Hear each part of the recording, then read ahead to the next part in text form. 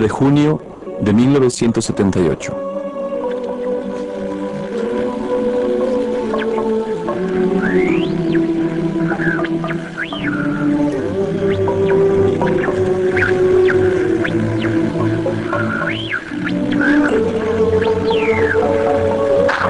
Mediante un comunicado de prensa de la Iglesia de Jesucristo de los Santos de los Últimos Días desde los Estados Unidos en Salt Lake City, Utah, el presidente de la Iglesia, Spencer W. Kimball, anunció a los miembros de todo el mundo que el sacerdocio se extenderá a todos los varones dignos y con el apoyo unánime de los 12 apóstoles de la Iglesia, la disposición entrará en vigor de inmediato.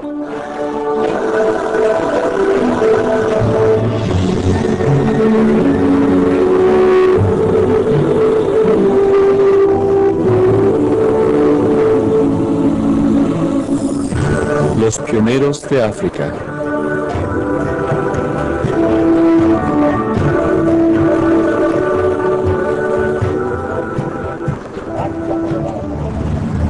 África es un continente de duros contrastes. Es el hogar de más de 50 naciones, con 680 millones de personas, más de 800 idiomas y cientos de religiones. Una de esas religiones tiene su origen en un tiempo y lugar en que los pioneros abrían camino a través de la frontera americana. El mismo espíritu pionero que condujo a Brigham Young y a sus seguidores a través de las planicies hacia Utah, también se encontró en África. Así que siempre que pensamos en ellos, en los pioneros o leemos acerca de ellos, nos sentimos inspirados y muy colmados. Yo diría que caminamos siguiendo los pasos de los pioneros. Aprendimos mucho acerca de ellos y nos alentaron sus obras.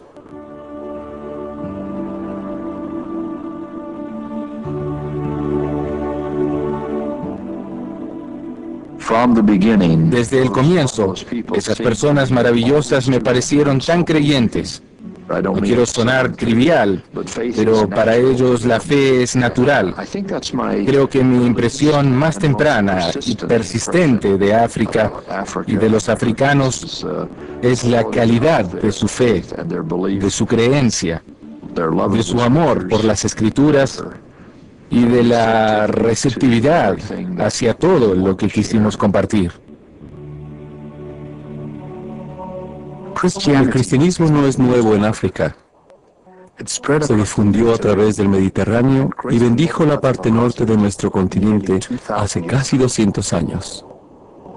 Más tarde, se difundió hacia el sur en alas del descubrimiento, en tanto que los exploradores europeos se embarcaban hacia nuevas rutas desconocidas y reclamaban nuevas tierras, primero en nombre de la Orden de Cristo y luego como conquistadores coloniales.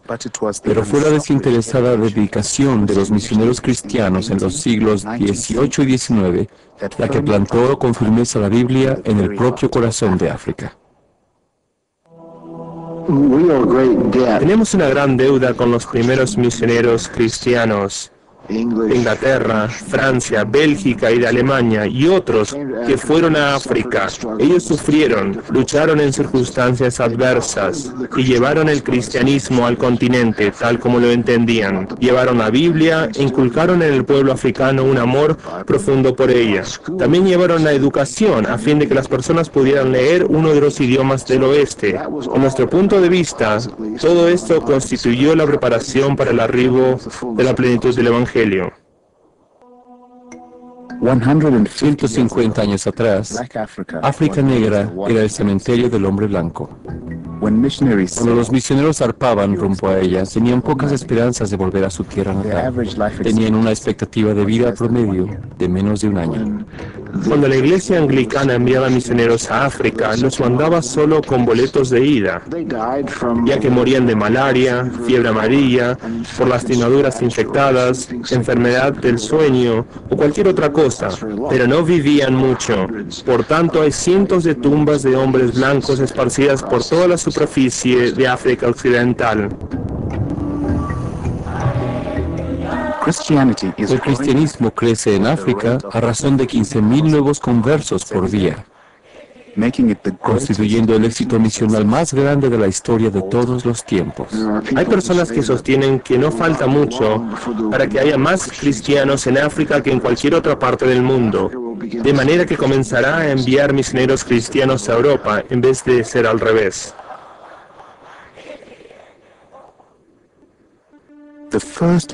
Los primeros misioneros de la Iglesia de Jesucristo de los Santos de los Últimos Días llegaron a la ciudad del Cabo en 1853. El presidente Brigham Young llamó a más de 100 misioneros para ir a muchas partes del mundo y comenzaron a establecer la iglesia en África, pero solo entre la población blanca. África presentaba una situación única para la Iglesia, dado que la autoridad del sacerdocio, que es clave para la administración de la Iglesia, estaba retenida para los miembros negros. Entonces, sin la dirección de dicho sacerdocio, la Iglesia no podía establecerse entre la población negra de África. Durante 125 años, la única presencia oficial de la Iglesia en el continente estaba en Sudáfrica. Aún en los años 50 y 60, los líderes de la iglesia en Salt Lake City recibían una curiosa variedad de cartas enviadas desde las naciones de África Negra.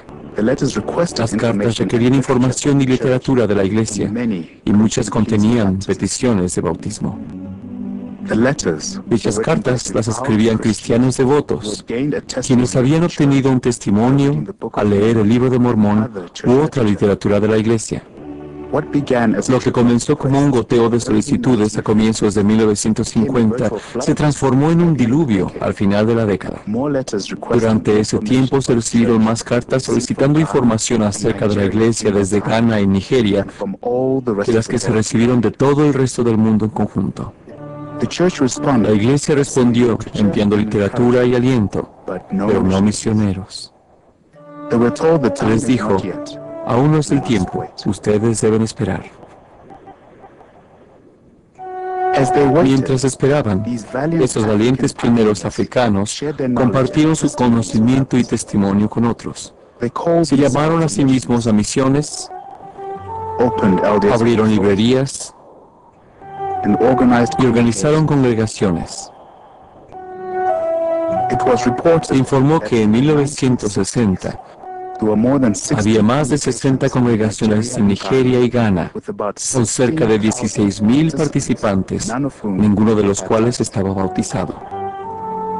El Señor siempre prepara a las personas antes de abrir las puertas para la obra, y fue evidente que hubo en Ghana y Nigeria un período de casi 20 años en que se produjeron múltiples contactos. Las personas entraban y salían, principalmente por negocios, no de la iglesia, sino negocios regulares. Los miembros que tenían contacto con estas personas les daban aliento, mientras que con el paso del tiempo, el Señor, mediante su Espíritu, preparaba a grupos de personas a fin de que estuvieran listos para recibir el Evangelio. Querían escuchar el Evangelio restaurado con desesperación. Probaron pedacitos del mismo, algunos a través de folletos misionales, o por tíos o primos que habían estudiado en Estados Unidos o Gran Bretaña, quienes habían escuchado algo acerca de la iglesia. Estaban ansiosos por escuchar, y una vez que lo hicieron, quisieron hacer algo al respecto, y fueron tan fieles con solo oírlo. Consciente de la necesidad de reconocimiento y apoyo que tenía el creciente rebaño de santos africanos, la iglesia pidió a Glenn G. Fisher, quien era presidente de la misión Sudáfrica, que visitara a algunos de los conversos no bautizados en el oeste de África. El presidente Fisher se reunió con varios grupos en Nigeria y reportó que la bienvenida que recibió fue digna de un rey. Uno de los grupos tenía más de 5,600 participantes. Su súplica era: queremos la iglesia verdadera. La intensidad de las súplicas provenientes de África continuaron incrementando, tal como se reflejaba en una carta escrita por un pastor de Nigeria, quien había realizado varias solicitudes previas de bautismo. Tengo que decir que mi corazón no descansará hasta que alcance mi objetivo de ser un miembro bautizado de la Iglesia de Jesucristo de los santos de los últimos días y ser plenamente instruido en el Evangelio restaurado a través del profeta José Smith, a fin de predicar el Evangelio verdadero a mi pueblo y ganar corazones para mi Salvador, que de lo contrario perecerían en la oscuridad. Semejantes cartas recibieron mucha atención de parte de la sede de la iglesia en Salt Lake City, no solo por sus fervientes súplicas, sino también porque en los encabezados de las cartas se leía la Iglesia de Jesucristo de los Santos de los Últimos Días, rama Nigeria, aun cuando la iglesia todavía no tenía organizada una rama oficial en Nigeria. Con respecto a la experiencia africana, es probable que fuera el único lugar en el mundo donde ya había grupos de personas llamándose a sí mismas con nuestro nombre, con el deseo de unirse a nosotros en un gran número, antes de que se abrieran las puertas para proclamarles el Evangelio. En 1961, el presidente David O. McKay envió a Lamar Williams por un mes para establecer una misión en Nigeria. El hermano Williams no estaba preparado para lo que encontró al arribar a África. En el aeropuerto lo sorprendieron 10 pastores que lo esperaban, con quienes él se había contactado, y se vio más sorprendido aún porque los 10 pastores no se conocían entre sí. Ellos encontraron la iglesia en forma independiente y organizaron sus propias congregaciones, separadas unas de las otras. Él dirigió la primera reunión oficial de la iglesia en África Negra, en una choza de adobe en Nigeria, un 22 de octubre de 1961. Nadie llegó en auto y muchos, incluso 8 madres con sus pequeños hijos, comenzaron su día a las 4 de la mañana y caminaron más de 40 kilómetros para asistir a la reunión. Después de 2 horas de enseñarles, el hermano Williams se preparó para concluir. Él escribió: Estaba tan caluroso como en un incendio, mi traje escurría humedad. Cuando cedí otra vez la palabra al pastor, sentí un murmullo que venía de la congregación y el pastor me dijo, ¿no quieren irse a casa? Entonces, y por 3 horas, estas personas permanecieron testificando de la veracidad de la iglesia y de cómo creyeron en los profetas. No podía creer lo que oía. Un anciano me dijo, usted se preguntará si somos sinceros. Hermano Williams, soy un viejo, estoy enfermo. Caminé más de 25 kilómetros esta mañana para verlo y escuchar lo que usted tenía para decir. Yo soy sincero, o no estaría aquí. No he visto al presidente McKay. Tampoco he visto a Dios, pero lo he visto a usted y lo hago responsable de decirle en forma personal al presidente McKay que yo soy sincero. El hermano Williams informó que creía que miles de personas en el África Negra estaban listas para el bautismo. 3 meses más tarde, él y su esposa fueron llamados en forma oficial a presidir la primera misión santo de los últimos días en África Negra. Pero casi de inmediato surgieron problemas, ya que el gobierno nigeriano se negó a expedir las visas necesarias. Después de 4 años de esfuerzos diligentes, el hermano Williams fue a la embajada de Nigeria esperando por fin obtener las visas. Pero mientras estaba en la embajada, recibió un telegrama de los líderes de la iglesia, el cual decía, suspenda las negociaciones en Nigeria y retorne a casa de inmediato.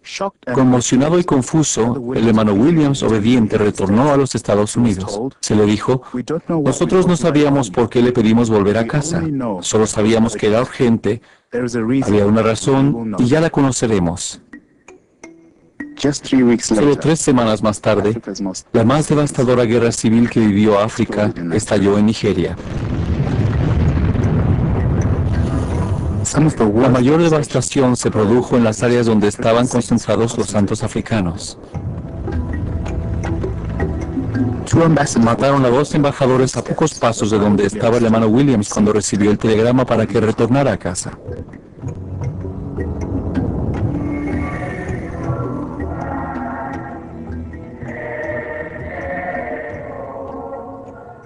Durante casi 2 décadas, comenzando en los primeros años de 1960, miles de fieles santos africanos siguieron adelante sin el bautismo ni el liderazgo del sacerdocio. Algunos se desanimaron y se distanciaron. Otros encontraron fuerza en la adversidad y se apegaron a su creencia de que la plenitud del Evangelio llegaría por fin a toda África. Los visitantes santos de los últimos días que entraban y salían de África Occidental por negocios, llevaban literatura y alentaban a los santos africanos. Mientras estuve allí, antes de 1978, y previo a la revelación del sacerdocio, me preguntaba cuándo llegaría el tiempo que tendríamos misioneros allí, y si ese día llegaría durante mi vida. Y mi consejo a las personas con las que nos encontrábamos era: sigan adelante, sean fieles, lean el material que tengan, oren con sus familias, sigan reuniéndose y ayudándose. Pero aparte de eso, no sé más que decirles. Aunque la mayoría de las cartas provenían de Ghana y Nigeria, conversos no bautizados surgieron por todo el continente: Malawi, Mozambique, Zimbabue, Sudáfrica, Kenia y Zaire. La historia de cada conversión era única, pero en la mayoría, el libro de Mormón era el factor común. El libro de Mormón es el gran poder misionero y posee un poder de conversión, y lo hemos visto en el surgimiento de la iglesia en los continentes de Sudamérica y Asia, y así que él se abre camino por sí solo. En Ghana, el libro de Mormón se abrió camino hacia Joseph William Billy Johnson, un predicador que recibió una copia en 1964. Porque el testimonio del profeta José Smith me inspiró. Comencé a leer el libro de Mormón y descubrí que es verdadero. Así que comencé a compartir el Evangelio con mis hermanos y hermanas. Uno de sus primeros conversos fue un adolescente llamado William Fifi. El hermano Johnson golpeó a la puerta de William durante uno de sus muchos esfuerzos misionales y enseñó el Evangelio a William y a su madre. Cuando el joven asistió por primera vez a las reuniones del hermano Johnson, solo tenían unas pocas copias del libro de Mormón para compartir entre todos. Nos aseguraba que distribuiría el libro de Mormón a cada miembro para que, después de llevárselo, debía devolverlo tan pronto como fuera posible. Él daba tan solo un día, 2 horas, o 4 horas. Antes de leer el libro, él charlaba un poco con usted acerca del mismo. ¿Se acordará de leer primero Moroni 10, 4 y 5? Él dijo: Fifi, ¿te acordarás de leer Moroni 10, 4, 5? Y respondí: hermano Johnson, ¿dónde puedo encontrar Moroni? Está en el libro. De manera que abrió la página del capítulo 10, versículo 4, 5, y nos dijo: vayan a casa y léanlo, considérenlo en el corazón, pregunten a Dios si el Evangelio, las enseñanzas y el libro son la verdad.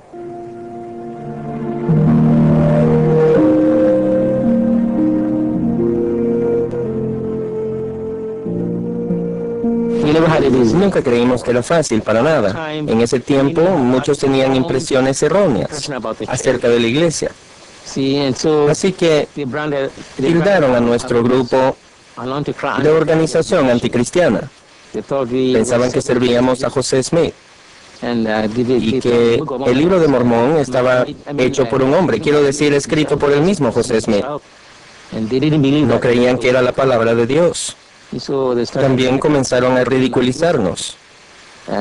Y algunas veces hasta nos echaron de nuestras casas alquiladas, donde vivíamos, en donde organizábamos nuestras reuniones. Fuimos expulsados 3 veces del área que alquilábamos, pero continuamos avanzando y expandiendo nuestro grupo, abriendo más en muchas otras ciudades.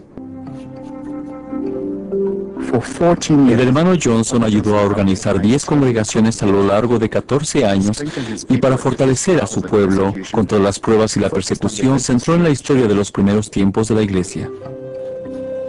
Lo que más nos fortalecía era estudiar sobre los pioneros de la iglesia que entraron en Salt Lake. Cuando leímos acerca de ellos, nos sentimos inspirados en gran medida y alentados por su manera de seguir adelante sin hacer caso a ninguna oposición. Eso nos mantuvo, porque ellos abandonaron todo lo que tenían, abandonaron todas las cosas y siguieron la verdad. Y al hacerlo, ellos allanaron el camino para nosotros. Santo, santo, santo, Dios Todopoderoso. Santo, santo, santo, santo, si tu nombre es santo, santo, santo, santo, si tu nombre es. No sabíamos mucho acerca del orden de los servicios de la iglesia. Por lo tanto, lo que hacíamos era encontrarnos, orar, cantar himnos y predicar. Con los años hicimos cambios, porque leímos sobre la iglesia y tuvimos la escuela dominical, pero no teníamos reunión de sacerdocio porque no teníamos el sacerdocio. Pero nos reuníamos como hombres en la iglesia y hablábamos del evangelio, pero en la escuela dominical. El hermano Johnson quedó atónito cuando se enteró que la iglesia enviaba misioneros a un país cercano. Él no entendía por qué ellos no venían a Ghana, aun cuando estaban tan cerca. Por cuenta propia viajó a Monrovia, en Liberia, a fin de encontrar a los misioneros, pero no halló lo que esperaba. Corrí a Monrovia. Escuché que la iglesia estaba en esta ciudad. Viajé en avión hasta ahí para unirme a ellos. Pensaba que era nuestra iglesia, pero era la reorganizada. Entonces dije, no, esta no es la iglesia. No. Una cosa que escuché que me preocupó un poco y me hizo sentir mal fue esto, que ellos no hablaban bien de la iglesia de los santos de los últimos días. Estaban en contra del profeta Brigham Young. Yo dije, esta no es la iglesia, no me uniré a ellos, no, vuelvo a Ghana. Antes de irse, el hermano Johnson pidió permiso para predicar a la congregación. El sermón misional que pronunció fue tan poderoso que 30 miembros, incluida la esposa del ministro, se convirtieron y abrieron su propia rama en Liberia. Esperamos por más de 10 años la llegada de misioneros, pero no llegó ni uno. Los miembros comenzaron a alejarse porque sentían que llevaban demasiado tiempo en la iglesia sin poder bautizarse. Esto fue muy duro para mí. Así que me puse de rodillas y oré al respecto. Entonces el Señor me dio una idea acerca de algo que podía hacer para bautizarlos en forma provisional. Él les explicó que no poseía la autoridad del sacerdocio, que ellos deberían bautizarse de nuevo con la debida autoridad en cuanto los misioneros llegaran. El bautismo provisional, junto con un certificado, pareció satisfacer a la mayoría de sus seguidores. En Nigeria, Anthony Obina fue otro de los primeros pioneros. En 1965 tuvo un sueño que de hecho cambió toda su vida. Me visitó un hombre alto y majestuoso que llevaba un bastón en su mano derecha. Me llevó a uno de los edificios más hermosos que jamás había visto y me mostró todas las habitaciones. Años más tarde, tuve el mismo sueño en el que de nuevo se me mostró el mismo edificio Un día en que estaba en casa, abrí un viejo ejemplar del Reader's Digest de 1958. Allí había un artículo sobre la Iglesia de Jesucristo de los Santos de los Últimos Días. No conocía esta iglesia, pero allí delante de mis ojos estaba el mismo hermoso edificio que visité en mi sueño. El hermano Obina escribió de inmediato a la sede de la iglesia solicitando literatura y el bautismo. Él recibió la literatura, organizó a sus seguidores en una congregación y esperó la llegada de los misioneros. En 1973 se sostuvo a Spencer W. Kimball como presidente de la Iglesia de Jesucristo de los Santos de los Últimos Días. El elder James E. Faust sirvió como presidente de la Misión Internacional, la cual incluía varias áreas del mundo, incluyendo África. Aún llegaban torrentes de cartas provenientes de Ghana y de Nigeria. Como presidente de la Misión Internacional recibía montones de cartas de las personas de África, de organizaciones en África, de la Iglesia de Jesucristo de los Santos de los Últimos Días en África, insistiendo en que enviáramos misioneros. De tanto en tanto informamos a la primera presidencia sobre esa situación. Y un día, cuando realizaba un informe, organicé un montón de cartas recibidas ese mes de África Negra, en la que se nos insistía que abriéramos la obra allá. Encontré la carta de un muchachito que decía que la esperanza y el deseo más grande de su vida era sentarse en el tabernáculo y escuchar el gran órgano. Y coloqué esa carta encima de todas las demás.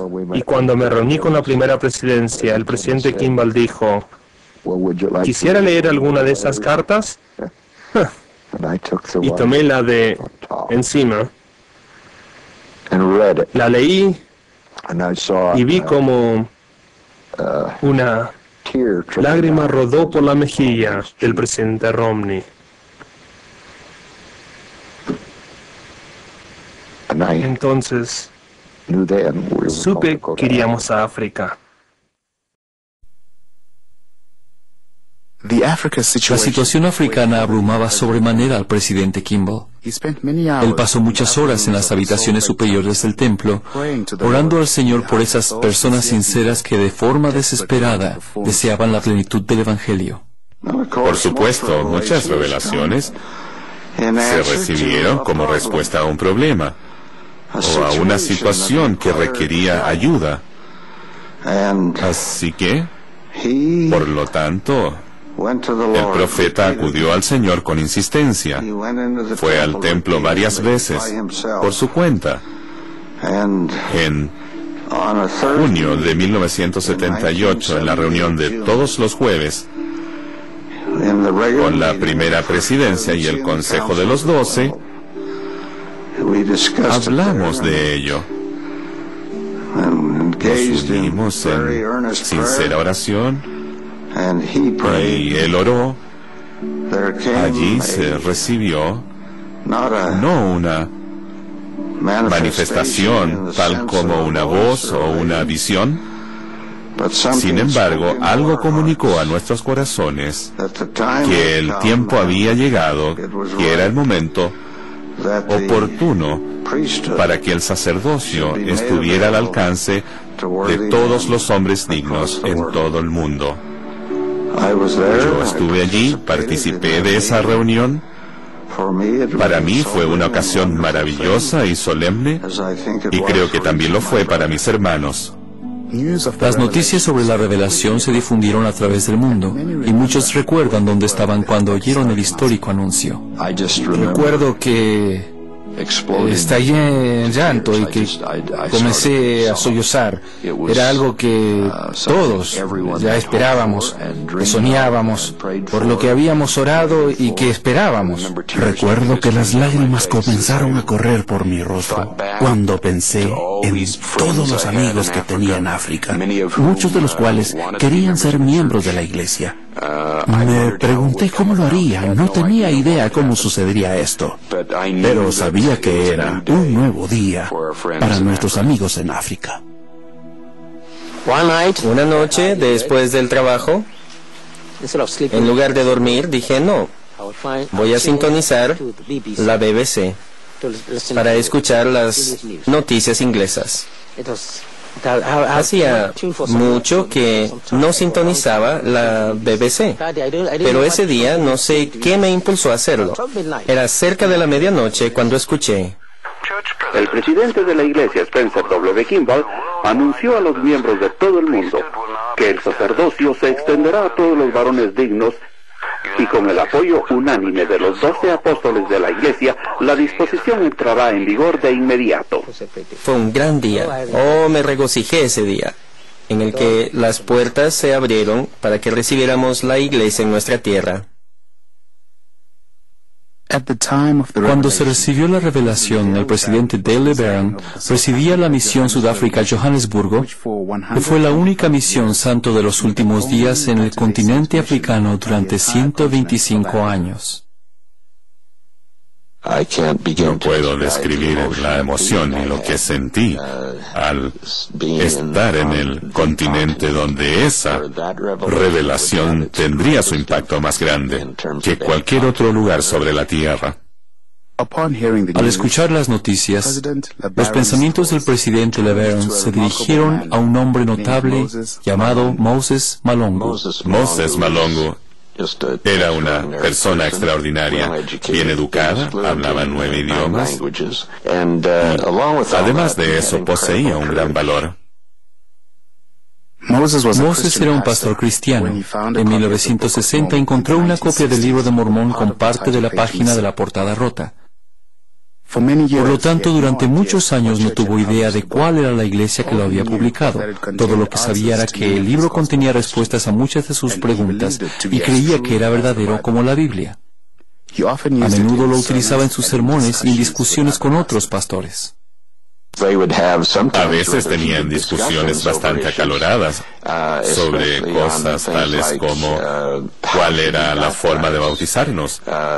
¿Deberíamos bautizar a los niños pequeños? ¿Y cuál debería ser el nombre de la iglesia? Cuando surgían estos problemas, él les enseñaba con el Libro de Mormón aquello que ellos deberían hacer. En ese tiempo, las leyes gubernamentales de Sudáfrica exigían militarmente la separación estricta entre los ciudadanos negros y blancos.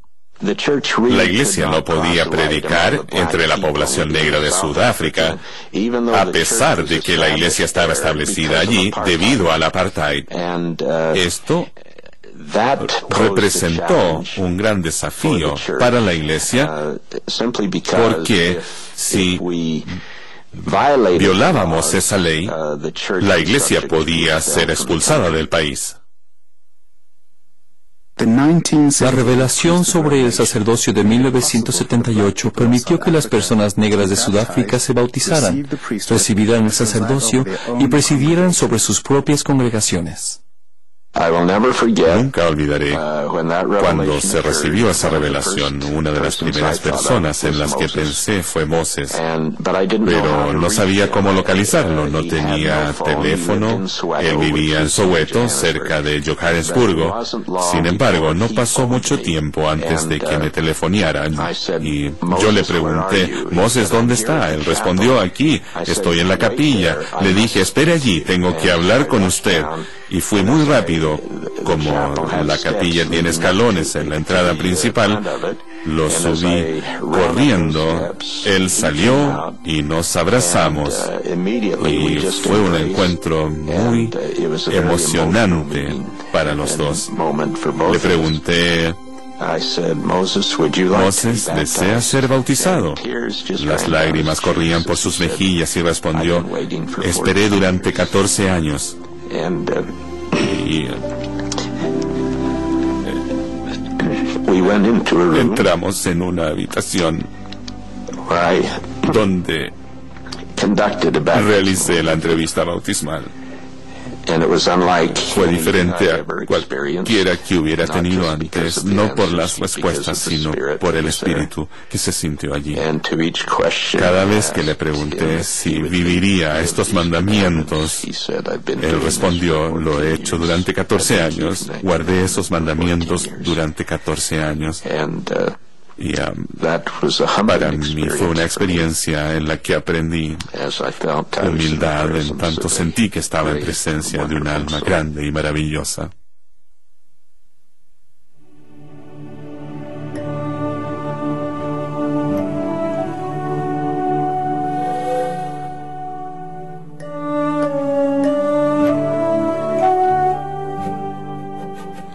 Después de la revelación, 2 parejas de misioneros fueron a África Occidental.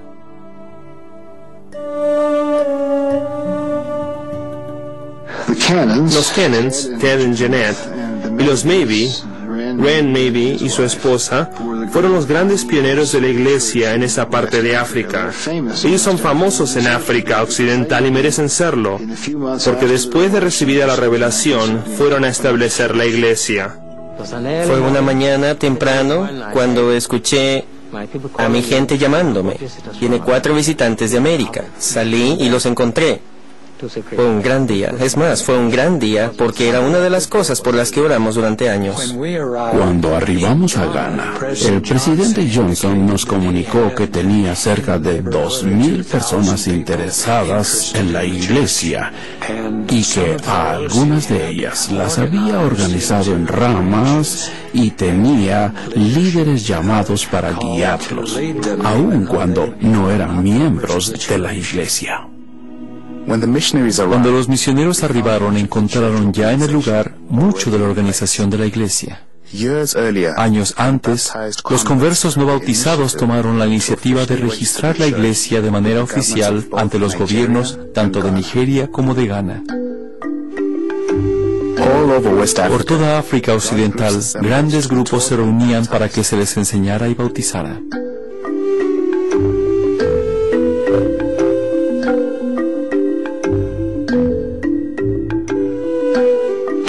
Janet tenía el trabajo de llevar la cuenta de todos los bautismos. Así que teníamos una cuenta precisa y un listado de los nombres de quienes se bautizaban. Anthony Obina fue el primer africano negro bautizado por los misioneros santos de los últimos días en África. Más tarde se le sostuvo como el primer presidente de Rama en Nigeria. Sabíamos por adelantado quién sería bautizado y quién sería entrevistado. En tanto sus esposos realizaban las entrevistas, la hermana Cannon y la hermana Maybe enseñaban himnos a quienes esperaban. Cuando entrevistó Elder Maybe, me preguntó si sabía que el bautismo previo era temporario. Le respondí, sí. El hermano Johnson me dijo, antes de bautizarme, ¿está casado? Dije, no. Por el momento no estaba casado. ¿Tiene... bebe alcohol? Respondí, no. ¿Usted fuma? No fumo. Luego me preguntó, ¿está listo para bautizarse? Sí, estoy listo, porque le dije, he estado esperando por mucho tiempo. Él dijo, lo hará mañana. Soy un hijo de Dios. Él me envió aquí. Me ha dado un hogar y padres buenos para mí.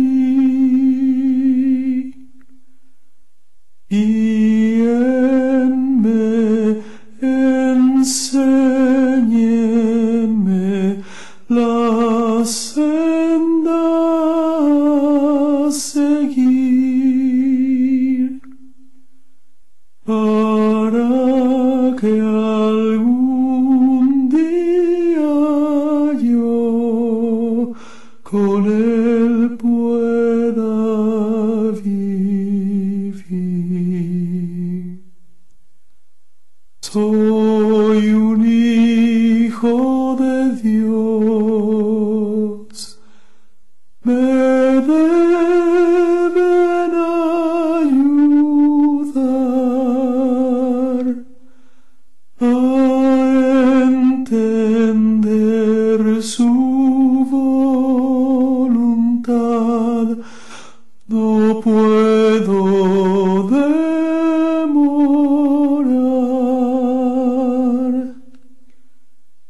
Y enséñenme la senda a seguir,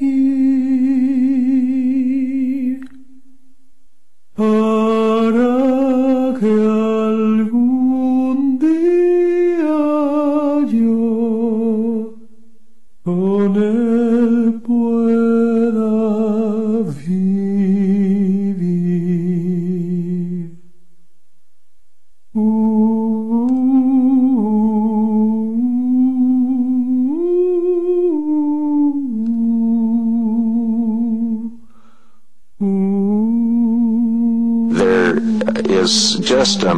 En el África hay un maravilloso espíritu y lo ha habido por décadas, pero ahora el poder, la autoridad, el sacerdocio y la revelación están en ese lugar y estas personas están llegando a la iglesia en grandes números. El desafío más grande que tenemos como iglesia en África no es bautizar, sino tratar de contener una explosión. Durante 125 años, la iglesia permaneció casi exclusivamente en Sudáfrica, con una cantidad de unos 7.000 miembros. Desde la revelación en 1978, el número de miembros de África creció con la rapidez de un rayo para llegar a casi 200.000 miembros establecidos en 28 naciones africanas. No siempre podemos ver el nacimiento de una iglesia de la noche a la mañana, por decir algo, y estar conscientes de ello como lo vimos en África. Por lo general se convierte uno por ciudad o dos por familia, pero en este caso fue toda una nación a la vez, o de hecho todo un continente a la vez. Y es lo que hace fascinante esta historia, digna de estudio, y creo que única en los tiempos modernos.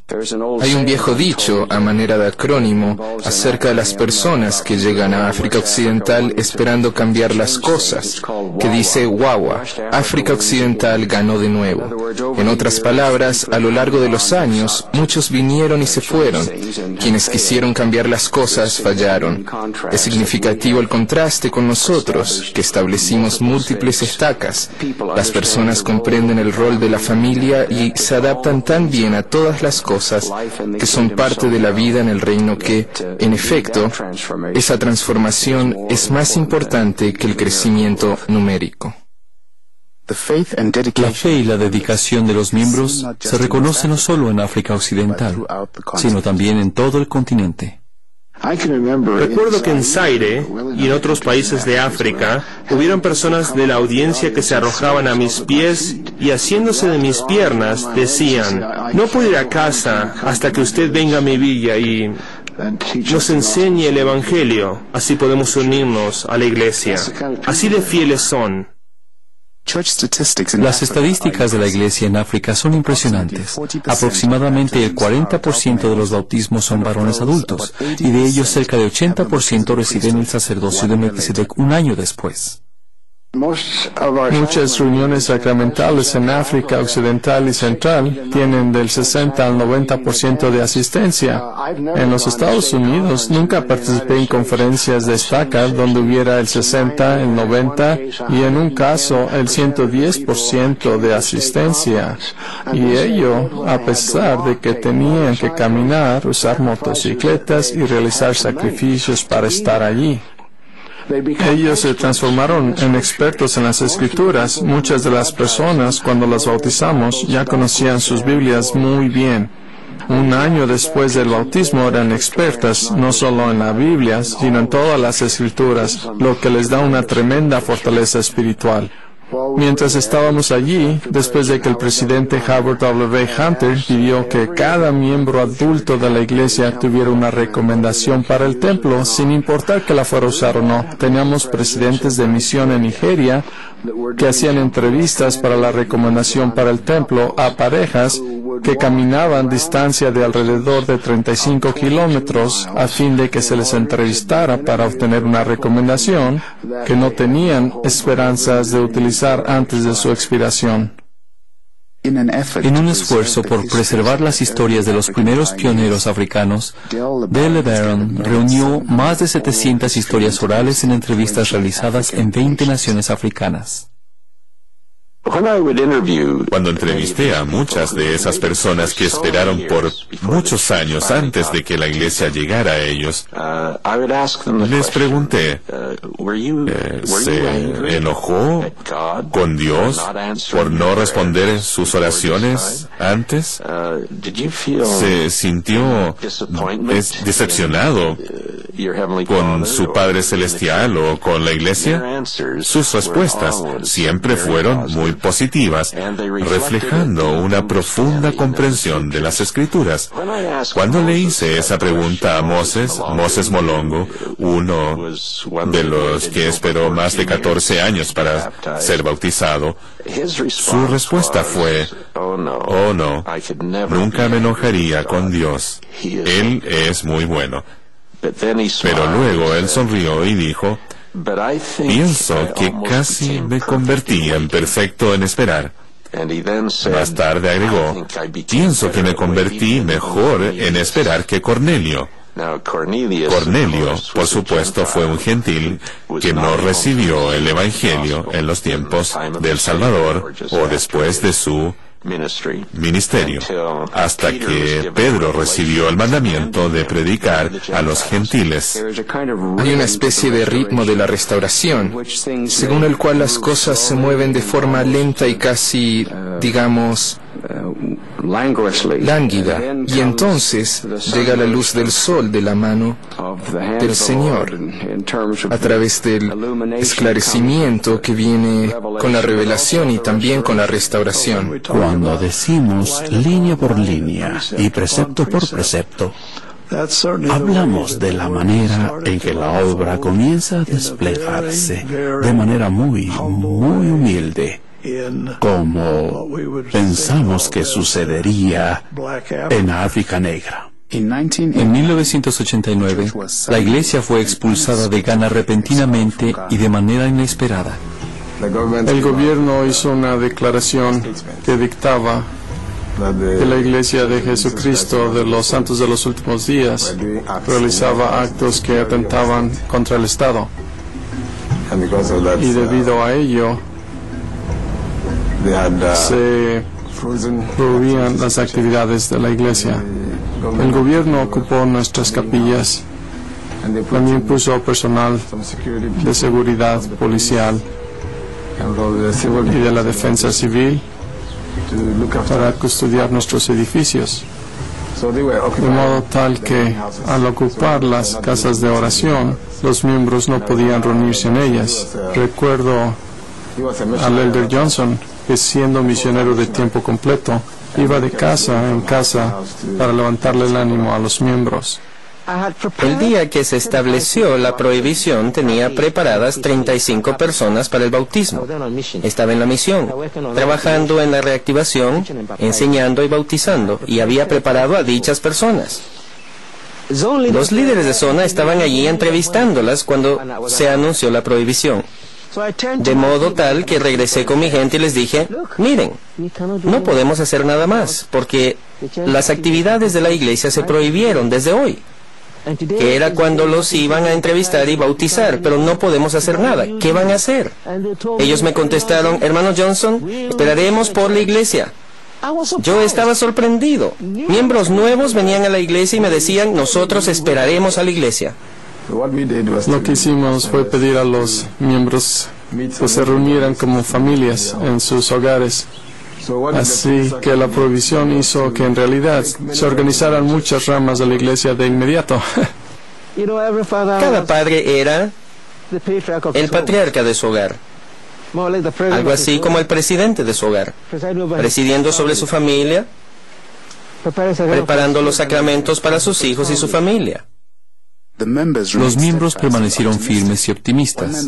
Un hombre escribió a su amigo en Utah: un oficial del gobierno anunció públicamente que nunca se le permitiría a la iglesia retornar a Ghana, pero no lo creo. Una vez, un gobernador insensato en Missouri dijo algo parecido. Después de 18 meses, se le permitió a la iglesia regresar a Ghana. La prohibición abrió una gran puerta para que muchos investigaran, porque durante ese tiempo muchos comenzaron a investigar qué era la iglesia. Porque algunos investigaron por curiosidad en ese tiempo. Leyeron nuestros libros para saber sobre lo que creíamos. Cuando se abrieron las puertas, corrieron hacia ella. Vimos llegar a muchas personas. Así que creo que el Señor mismo hizo un gran trabajo misional durante ese tiempo. Los santos se fortalecieron durante esa época, y menos de un año después se organizaron 2 estacas el mismo día. Recibí la asignación de organizar la estaca en Accra, Ghana. Esto se retrasó un año por algunas dificultades políticas, pero al final el hermano Faust y yo pudimos ir. Él fue a Ciudad de Cabo a organizar una estaca el mismo día que yo organizaba la estaca en Accra. Y creo que no estaba preparado para lo que vimos en esta ciudad, especialmente en la reunión del sacerdocio, donde todos los hombres y jóvenes vinieron vestidos como correspondía, radiantes llevando sus escrituras. Fue una gran experiencia. Esos recuerdos de personas maravillosas son poderosos y eternos, ya sea en Ghana, Nigeria, Suazilanda o Lesoto. Uno tiene la sensación de que no solo nos movimos en una nueva dimensión de la historia, sino que nos movimos mucho más rápido de lo que jamás imaginamos.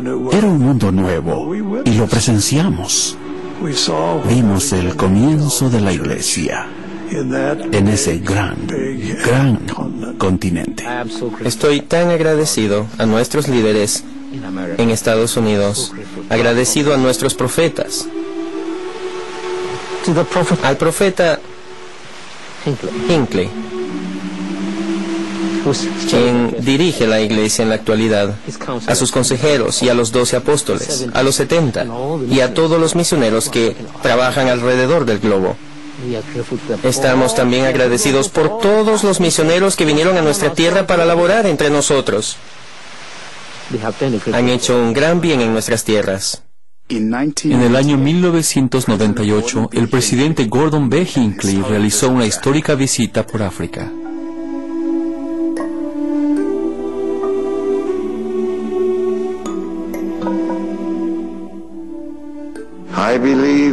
Creo que todos somos hijos e hijas de Dios y que todos tenemos derechos a sus bendiciones, que responden a la misma doctrina y a las mismas enseñanzas y actividades de la Iglesia. A donde quiera que vamos, encontramos la misma respuesta. La que vi en África fue alentadora y maravillosa de presenciar. Sí que lo fue. Los ojos se me llenaron de lágrimas al ver la fe de estas personas tan buenas.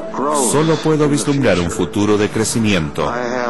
Tengo toda la confianza, toda la esperanza y una fe segura, sin ninguna duda, que esta obra crecerá hasta llenar la tierra.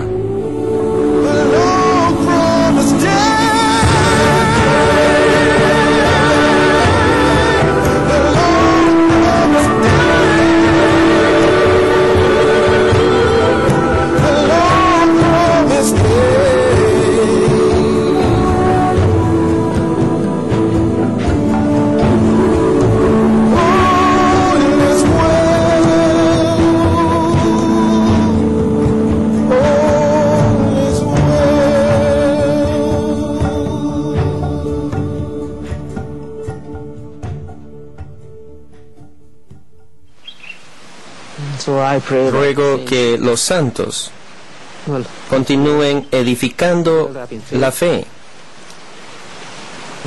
Y todos seamos humildes y vivamos los mandamientos. Así el Señor oirá nuestro clamor y traerá el templo a nuestra tierra. Si el templo es construido en nuestra tierra, veremos muchas bendiciones sobre ella. Porque recuerdo que el Señor me dijo, Johnson, si difundes mi mensaje, si enseñas mi mensaje a tus hermanos, si envías mi mensaje a tus hermanos, te bendeciré y bendeciré tu tierra. Está sucediendo. El Señor bendice esta tierra. Si nosotros hacemos el bien, sé que el Señor nos concederá un templo aquí. Si hacemos el bien, lo siento aquí. Si continuamos con las buenas obras que hacemos en la actualidad, el Señor nos concederá un templo en nuestra tierra, porque Él me lo reveló. El templo de Accra, Ghana, comenzó a construirse el 16 de noviembre de 2001. Otro templo está en construcción en Aba, Nigeria.